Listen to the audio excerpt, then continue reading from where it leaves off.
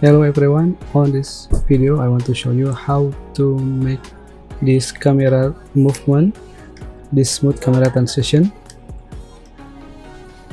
like this.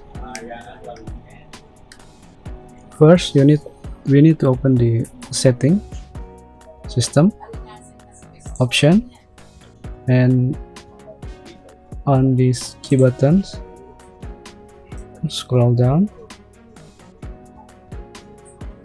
and make sure on the camera control settings you have to set up this button first, all the interiors.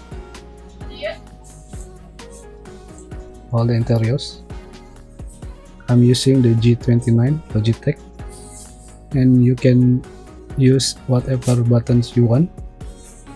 Now if you have set up all these interior buttons, you have to open the accessibility and make sure you choose the one of the three option: fast, medium or slow. Do not choose instant.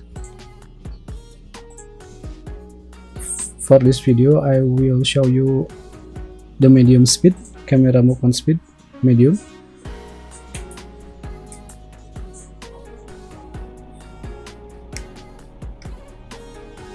See, this is the medium speed. You can change from medium, fast or slow as you wish. Thank you for watching.